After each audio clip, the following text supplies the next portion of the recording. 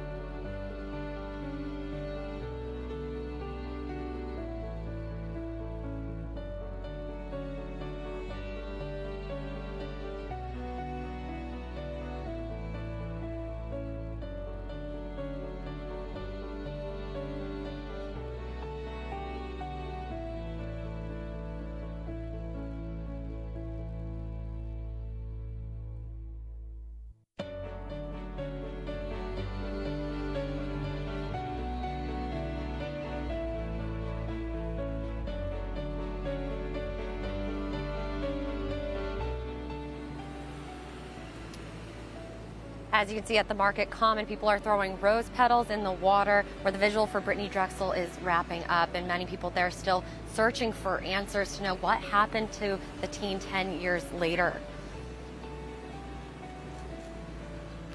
The NBC affiliate from Rochester, New York, WHAC, looked into some of the claims made by Taquan Brown. They visited this site in Jacksonboro, South Carolina, where he claims he saw Brittanee shot and killed. Brown says she was buried there for a period of time, but was later removed. Some of her remains were brought to a gator-infested pond and others to a scrapyard in a stolen RV. WHAC was able to confirm the FBI was at the property just last week, searching the ground for clues. When asked if anything was found, the FBI explained they couldn't offer specific details. And WMBF News also visited the stash house Taquan Brown was referring to. It sits on South Santee Road, just down the street from where Taylor lives. We went to the area last month and looked at police records linked to that area. Hello. No one was home at the house referred to as the stash house. Neighbors, though, say a man does live there. WMBF News looked into police reports linked to this part of South Santee Road and Collins Creek Road, where Timothy Taylor lives. Reports show police were called to the area 10 times since 2009. A bulk of those calls happening in 2009, 2010, and 2018. Records we received detail the time the Charleston County Sheriff's Office and Myrtle Beach Police went to serve a search and arrest warrant on Timothy Taylor, relating to the Brittanee Drexel case. Those records are dated July 26 of 2010. No one was home at the time, but investigators spoke with Taylor over the phone. He said he would be home in an hour, but they said they would carry out the search warrant in the meantime. At the home, they found a Ford F-350 truck and trailer, both reported stolen. The vehicles were towed to police stations. Officers didn't report anything else taken from Taylor's home, but say he never returned that night. Another incident that stood out to us occurred just last year. DSS and Charleston County deputies were responding to a child abuse incident at Taylor's home. Joan Taylor led investigators to a church that sits next to the stash house. There, investigators were met with a crowd seeking justice for Timothy Taylor. Timothy Deshawn Taylor is a name you've heard linked to the Brittanee Drexel investigation. The FBI named him as a person of interest, but he's never been formally charged in the case.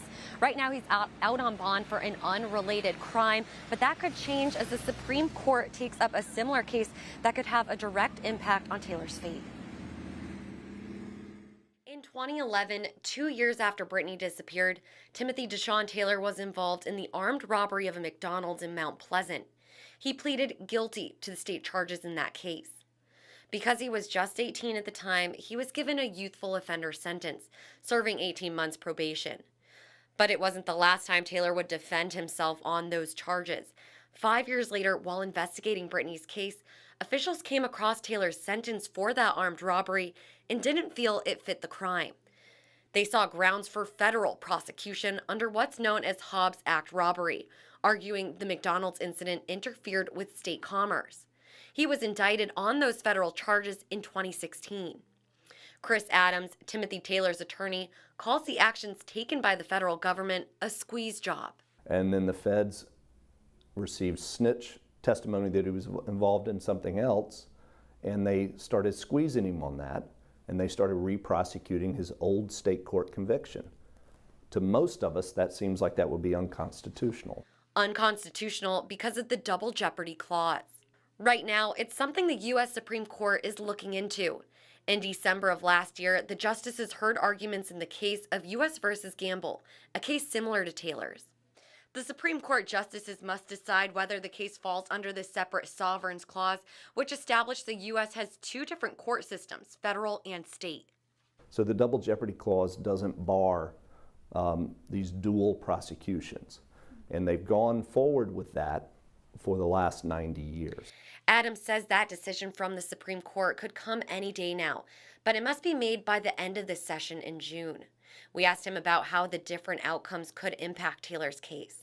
If the Gamble opinion comes out in a favorable way, we'd ask the court to reconsider that earlier ruling, and I believe the court would, and it's possible that the charges would be dismissed against Mr. Taylor. If it goes the other way, if Mr. Gamble loses, then we're likely to lose, and we would then deal with other matters. We would look into other ways to withdraw the guilty plea. Either way, Adams says they will likely take action within a couple of months after the Gamble decision is made. In all, Taylor could face between 10 to 20 years in prison. In the meantime, Taylor is out on bond. Ankle monitoring, he's working, he's living, and he's seeing his family, and it's a very low-key life out in the country.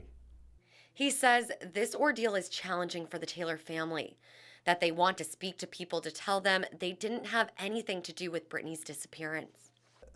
And really, it's very unfair. They're being pointed at and whispered about being involved in a murder, but never charged. In some ways, it'd just be easier if the feds charged him with murder, then we could fight it out in the light of day and get to the bottom of some of this. We could expose the jailhouse informants. We could deal with that type stuff so the media could cover it, so the public could see it. But that's not how it's happened. WMBF News reached out to the U.S. Attorney's Office handling Taylor's case. They released a statement saying it continues to, quote, pursue a definitive explanation of the circumstances surrounding Brittanee Drexel's abduction and disappearance. It goes on to say they have followed all credible leads. They say, quote, those who have information about her disappearance and have chosen to remain silent stand in the way of that goal. If anybody knows anything about what happened with my daughter Brittanee and her disappearance, please come forward. Just think if it was your family or your child, you would want answers too, and you'd want to know what happened. Tonight, many who are looking for answers are gathering at the Market Common, and I spoke to a woman who didn't know Brittanee personally, but says she had a close connection with her. Hear her story coming up.